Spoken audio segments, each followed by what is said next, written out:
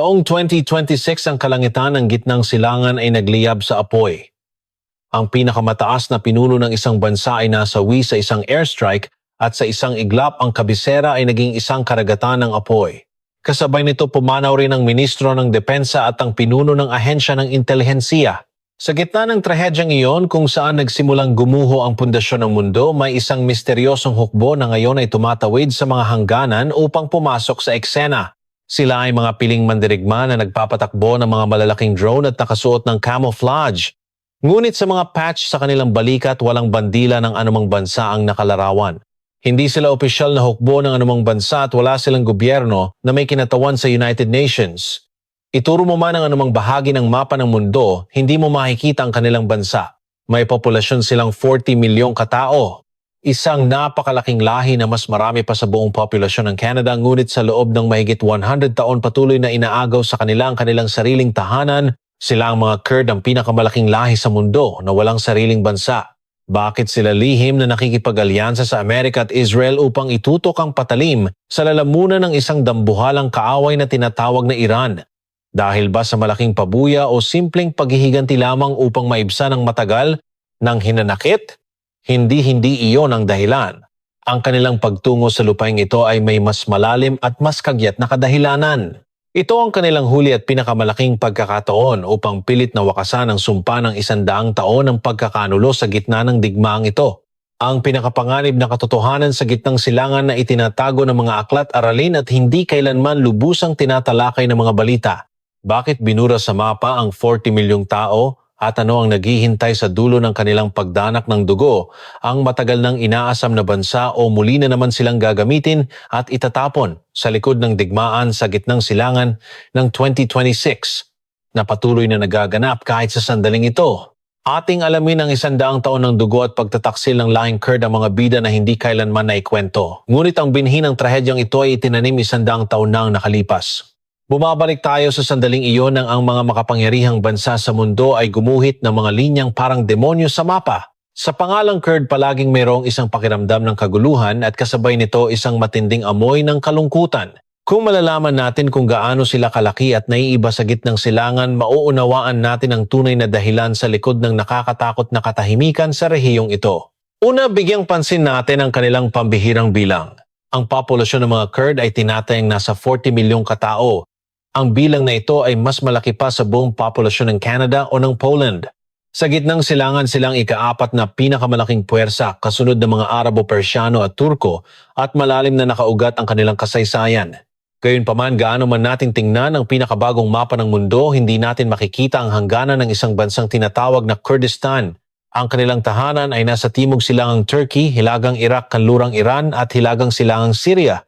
Ang sangang daan na ito na napapaligiran ng matatarik na kabundukan ay ang puso ng gitnang silangan, ngunit ito rin ay isang lugar na palaging binabantayan at pinag-aagawan ng 4 na makapangyarihang bansa. Sila ay hindi mga Arabo. Sila ay isang marangal na lahi ng mga taga-bundok na nagsasalita ng sarili nilang wikang Kurd at pinapanatili ang kanilang sariling kultura. Si Saladin na minsang tumalo sa mga krusada at naghari bilang bayani ng mundo ng Islam ay isa ring mandirigma na may dugong Kurd. Sa kabila ng ganitong kasaysayan at populasyon, bakit wala silang sariling tahanan? May isang napakatanyag na kasabihan na ipinapasapasa ng mga Kurd ng may pagkamapangutya ngunit may determinasyon. Walang kaibigan ng mga Kurd, maliban sa mga bundok. Ito ay hindi lamang isang tula. Ito ay isang katotohanan na isinilang mula sa daan-daang taon ng pagdurusa.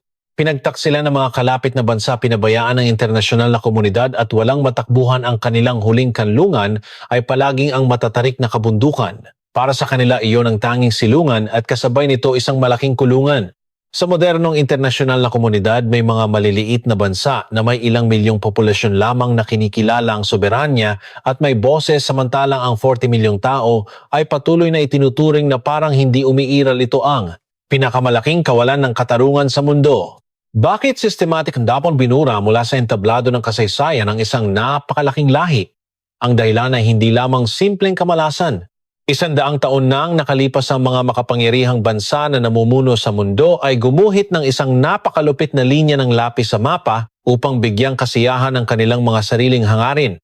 Sa likod nito ay may isang kalkulasyong parang demonyo na literal na naglalayong pagwatak-watakin ang lahing Kurd. Susunod tingnan natin ang pinakamadilim na sandali ng pagtataksil sa kasaysayan na nagtulak sa kanilang kapalaran patungo sa impyerno. Upang maunawaan ang simula ng kanilang trahedya, kailangan nating ibalik ang orasan. 100 taon na ang nakalipas sa isang panahon kung saan ang mundo ay nababalot ng apoy na parang impyerno.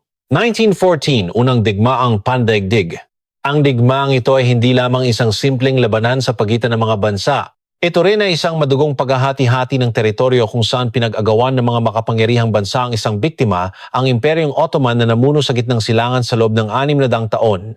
Sa mga makakapal na usok ng sigarilyo sa mga conference rooms sa London at Paris, sa mga leader ng Allied Powers na tiyak na sa kanilang pagkapanalo ay naglatag ng mapa at humawak ng mga ruler at lapis. Ang kanilang interes ay hindi ang kapayapaan ng mga taong naninirahan doon. Ang tanging mahalaga sa kanila ay kung paano nila mapapalaki ang kanilang mga sariling interes sa pinakamabisang paraan. Ngunit sa gitna ng malupit na kalkulasyong iyon, may isang sandali kung saan sumikat ang gintong liwanag para sa mga Kurd. Ito ay ang makasaysayang kasunduan sa Sèvres na nilagdaan sa labas ng Paris noong 1920.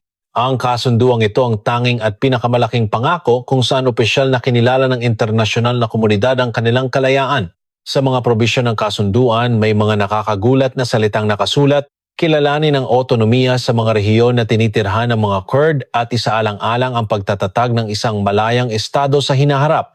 Ang matamis na ideal ng self-determination na laganap sa mundo noon.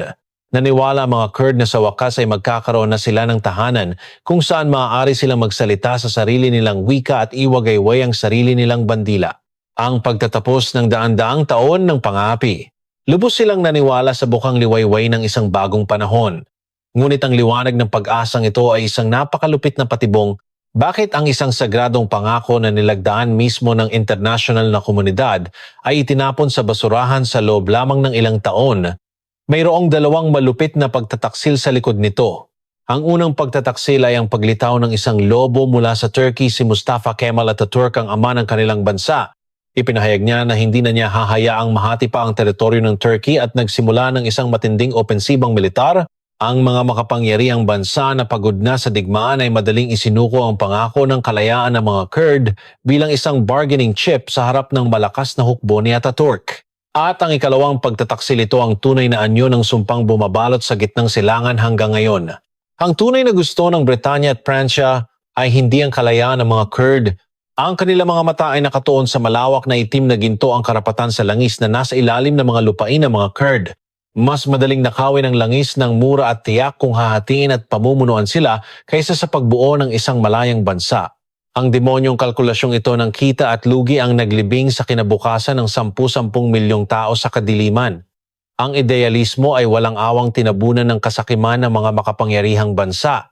Ang bunga na tinatawag na bansa na minsang inialok sa kanila ay naglaho ng walang bakas bago pa man nila ito maabot. 1923, 3 taon lamang matapos ang kasunduan sa Sèvres, tuluyang tinalikuran ng kasaysayan ng mga Kurd at nagpataw ng isang malupit na hatol na kamatayan.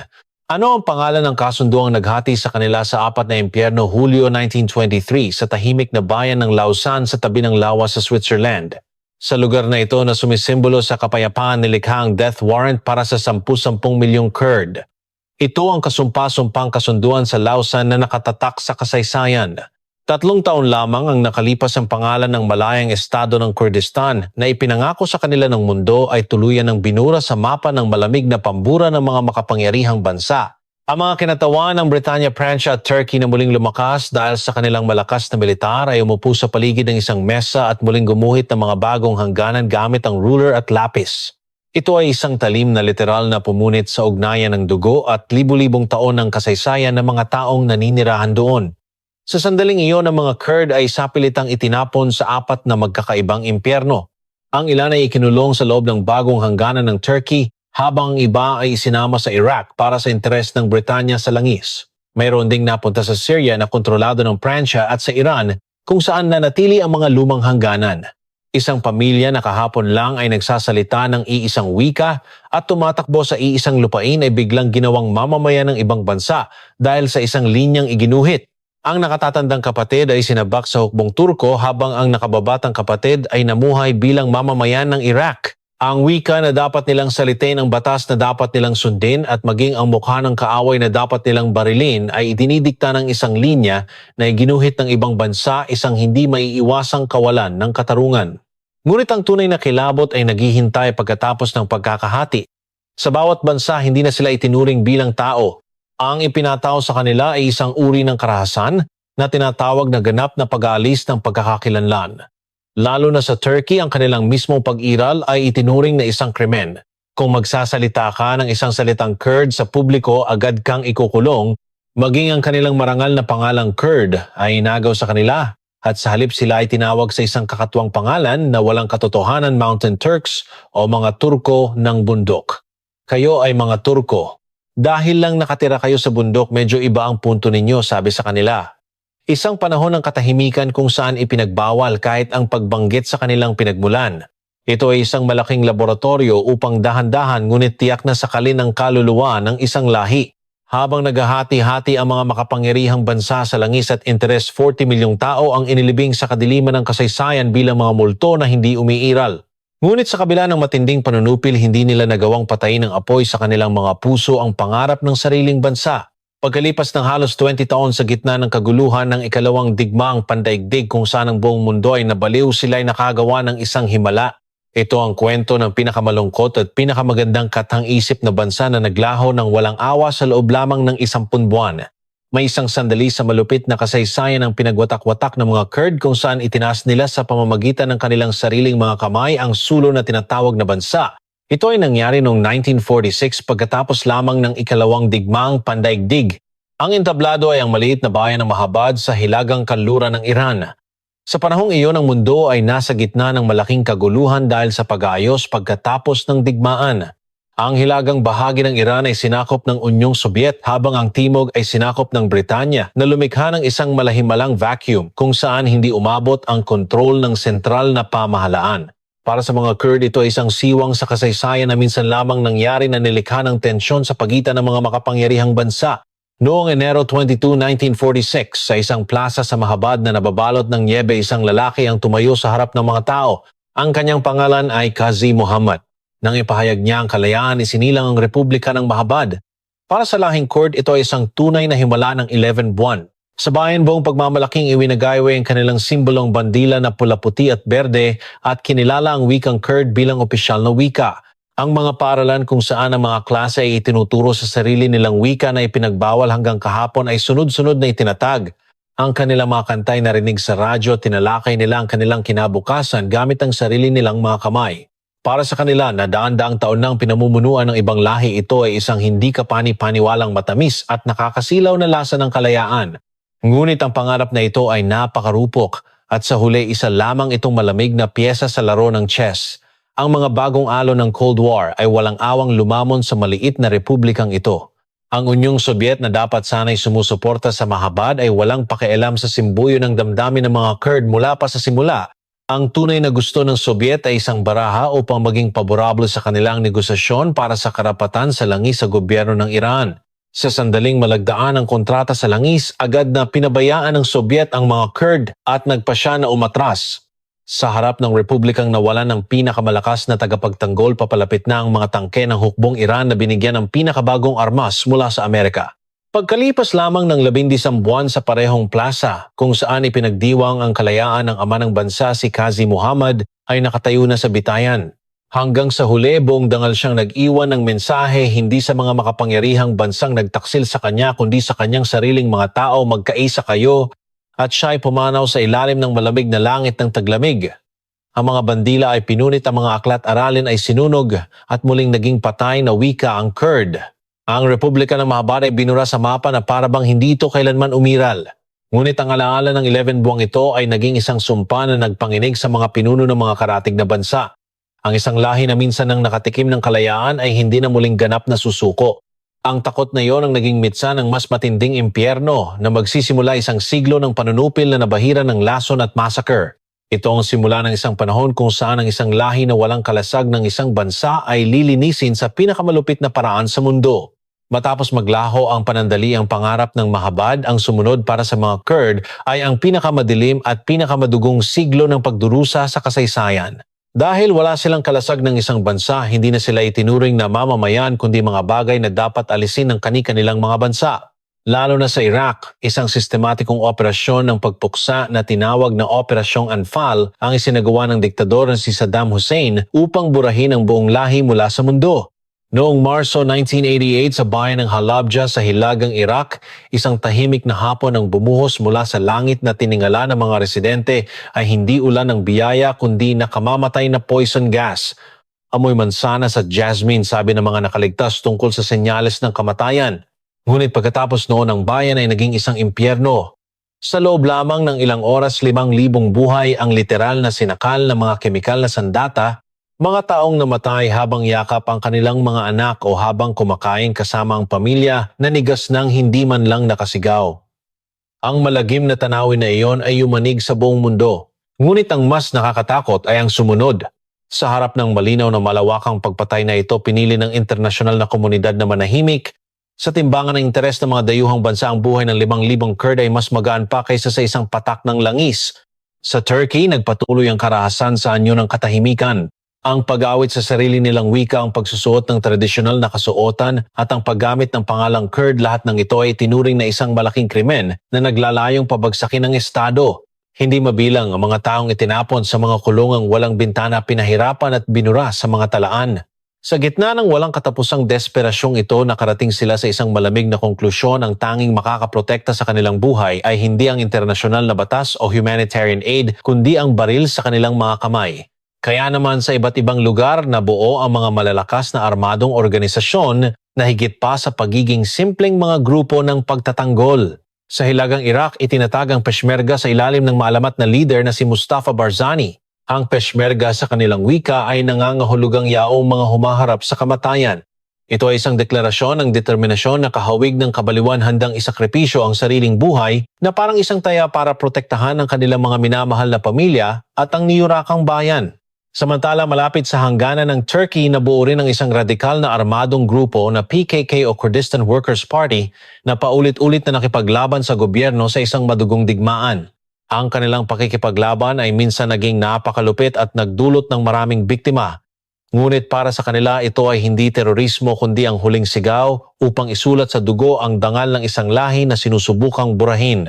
Kahit na pinagwatak-watak ng mga hangganan, sinunog ng lason at pinabayaan ng mundo, hindi sila sumuko. Sa halip, habang tumitindi ang panunupil, ang mga puso ng dating watak-watak na mga Kurd ay lalong nagbuklod na parang bakal dahil sa isang trahedya. Sa gitna ng kanilang malungkot na pakikibaka, isang hindi inaasahang kamay ang iniabot sa kanila mula sa kabilang panig ng kadiliman. Ito ay isang bansa na tulad nila, isang malungkot na assassin na napapaligiran ng mga kaaway sa sulok ng gitnang silangan. Ating tuklasin ang ipinagbabawal na lihim na kasunduan sa pagitan ng mga Kurd at Israel at ang malamig na estratehiya para sa kaligtasan na nakatago sa likod nito. Napapaligiran ng mga kaaway at pinabayaan ng internasyonal na komunidad, ang mga Kurd ay nasa bingit ng desperasyon at naghihintay na lamang ng kamatayan. Ngunit isang sinag ng liwanag ang lumitaw mula sa kadiliman.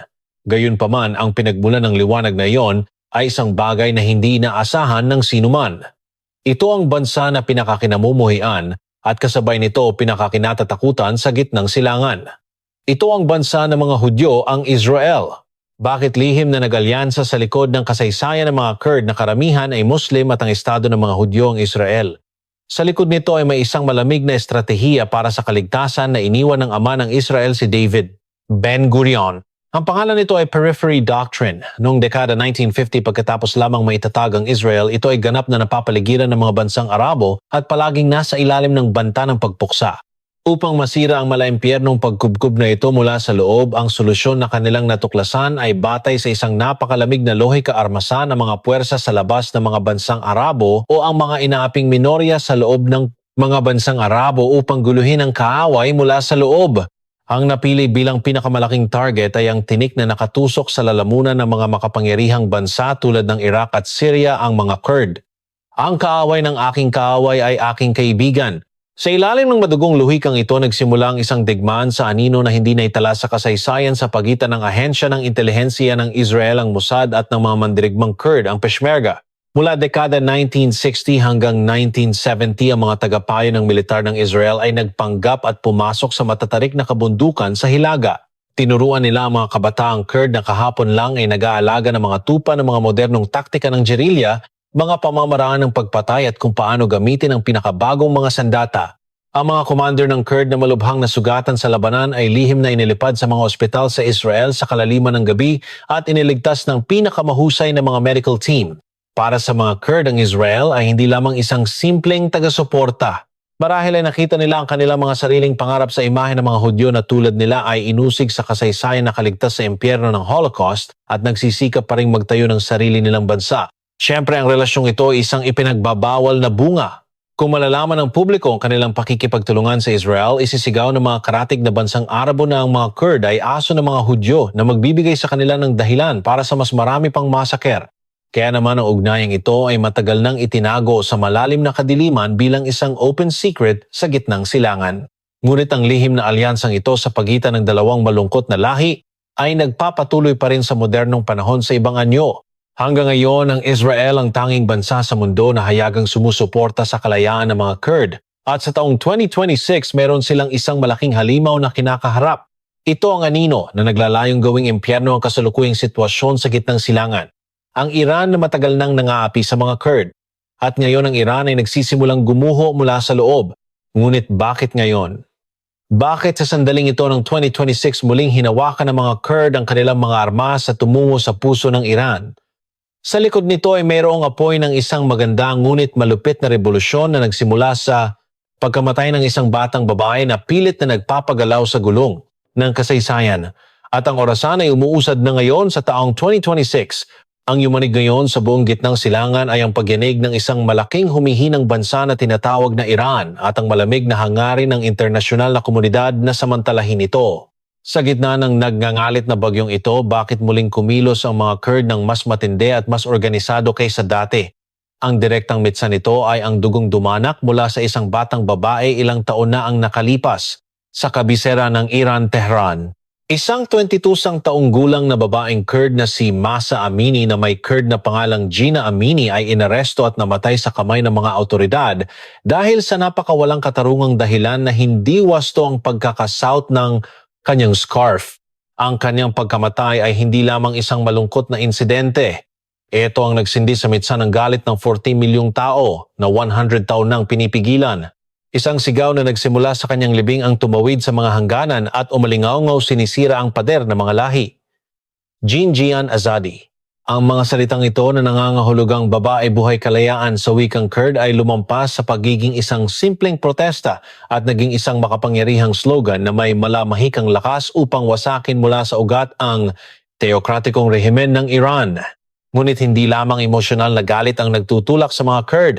Sa kaibuturan ng kanilang mga puso, mayroon silang isang napakalamig at malupit na kalkulasyong geopolitikal. Ngayon, ang Iran ay nahaharap sa pinakamalaking krisis nito dahil sa alitan sa programang nuclear at pagbagsak ng ekonomiya mula sa loob. Sa harap ng humihinang higanting ito na kumbinsi ang mga kanluraning bansa tulad ng Amerika at Israel upang pabagsakin ng Iran mula sa loob ang tanging pinakamaaasahan at may pinakamatatalas na pangil na puwersang panlupa ay ang mga Kurd. Lubos na nauunawaan ng mga pinuno ng Kurd na muli silang ginagamit bilang isang maginhawang piyesa ng mga makapangyarihang bansa. Ang etiketa na terorista kahapon ay napalitan ngayon ng mandirigma para sa kalayaan. Ang ganitong uri ng pabago-bagong kalikasan ng politika ng mundo ay nakita na nila ng paulit-ulit sa loob ng 100 taon ng pagtataksil. Ngunit sa kabila nito, pinili nilang sumugal. Ang mga kabataang may dugong bayani tulad ni Saladin ay nagpapatakbo ng mga modernong drone at tumatakbo sa mga kabundukan patungo sa puso ng Iran. Ang kanilang tinitingnan ay hindi lamang ang pagbagsak ng isang rehimen, sa pagkakataong ito hindi nila hahayaang agawin ng sinuman ang kanilang kinabukasan. Hindi nila hahayaang ipagbawal ng sinuman ang wika ng kanilang mga anak. Ito ay ang ganap na dignidad na tinatawag na soberanya. Sa taong 2026 sa mga mata ng mga mandirigmang Kurd sa larangan ng digmaan, wala ng bakas ng pag-aalinlangan bilang mga biktima ng trahedya. Ang naroroon ay ang determinasyon ng isang malamig na maninila na naglalayong basagin ng 100 taon ng katahimikan gamit ang sariling mga kamay at lipulin ng isang malaking halimaw na tinatawag na kasaysayan. Ngunit ang kasaysayan ay palaging naghahanda ng malupit na kabalintunaan. Sa dulo ng digmaang ito, matatagpuan kaya nila sa wakas ang kanilang tahanan o muli na naman silang iiwanang duguan sa larangan ng digmaan sa sandaling magkamayan ng mga makapangyarihang bansa. Ang 100 taong pangarap ba ay magiging katotohanan o lulubog sila sa mas malalim na kawalan ng pag-asa? Ang sagot ay nakatago sa isang napakalamig na katotohanan. Ang mga Kurd ang pinakamalaking lahi sa mundo na walang bansa. Ngayon, mabilis nating tinalakay ang kanilang 100 taon ng malungkot na paglalakbay at madugong paglaban. Isang siglo na ang lumipas mula nang ang isang makapangyarihang bansa sa isang conference room sa London ay walang awang gumuhit muli ng mga linya ng lapis gamit ang isang ruler. At ngayon sa taong 2026 sa mga lumang hangganan na iyon ay nagsisimula ng gumuho sa gitna ng ingay ng dugong dumadanak sa larangan ng digmaan at ng mga sigaw para sa kalayaan. Kung babalikan natin ang kasaysayan ng kanilang paglalakbay ay palaging puno ng pagtataksil. Minsan sila ay ginamit para sa kapakinabangan ng mga makapangyarihang bansa at sa ibang pagkakataon sila ay basta na lamang itinapon bilang produkto ng isang geopolitikal na kompromiso. Sa bawat pagkakataon kinagat nila ang malasumpang kasabihang iyon, walang kaibigan ng mga Kurd maliban sa mga bundok na may pakiramdam na parang sumusuka ng dugo. Ngunit sa taong 2026 ang ating nasasaksihan ay hindi na ang mga Kurd bilang mga biktima ng dating trahedya. Hindi na sila isang lahi na nagmamakaawa sa habag ng mga makapangyarihang bansa. Ginamit nila ang apoy ng revolusyon na nagsimula sa pagkamatay ni Mahsa Amini bilang gatong at nakuha nila ang kapangyarihan ng isang malamig na puwersa na naglalayong baguhin ang mapa ng kapangyarihan sa gitnang silangan gamit ang kanilang sariling mga kamay. Ang kanilang hinahanap ay hindi ang agawin ng lupain ng iba o pamunuan ng sinuman, kundi isang lugar lamang kung saan maaari silang maging sila. Kung saan ang mga bata ay maaaring umawit sa kanilang sariling wika at ang mga matatanda ay maipagmamalaki ang kanilang pinagmulan nang hindi ito itinatago. Ang makuha ang isang tahanan ng pinakapangunahing bagay sa mundo ngunit ang pinakamahirap para sa kanila. Iyon lamang. Siyempre ang kahinatnan ng labanang ito ay nababalot pa rin ng makapal na hamog. Maaring dumating ang araw na muling yurakan ng malupit na power game ng internasyonal na politika ang kanilang mga pangarap. Ang mga makapangyarihang bansa ay muling magkakamayan sa isang lihim na silid at sa ilalim ng kanilang mga paa ang mga Kurd ay iiwan sa larangan ng digmaan bilang mga gamit na kasangkapan.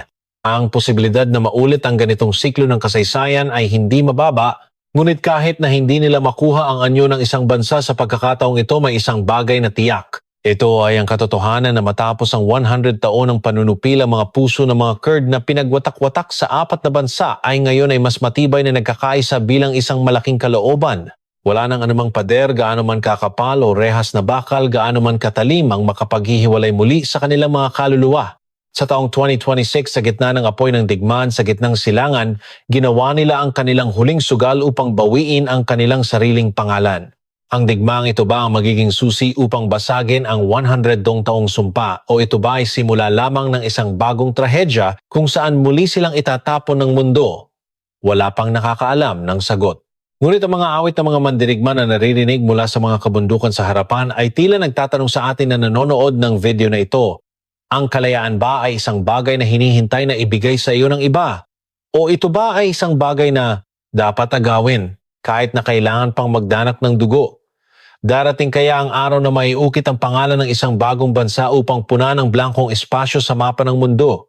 O muli na naman silang pagtataksilan ng kasaysayan ng araw kung kailan malalaman ang malupit na katotohanan iyan ay malapit na? Ang mga Kurd isang lahi na may malaking populasyon na 40 million ngunit hanggang ngayon ay wala pa ring sariling bansa. Ano ang inyong naramdaman tungkol sa kanilang 100 taong kasaysayan at sa kasalukuyang krisis ng 2026? Ang digmaang ito ba ay magiging pag-asa para sa kanila o isang pag-uulit lamang ng trahedya? Pakiusap, ipaalam ninyo sa amin ang inyong tapat na opinyon sa comment section.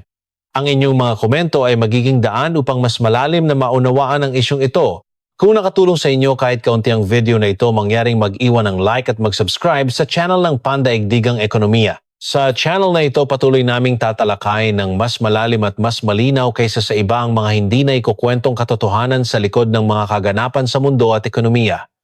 Hanggang sa susunod na video.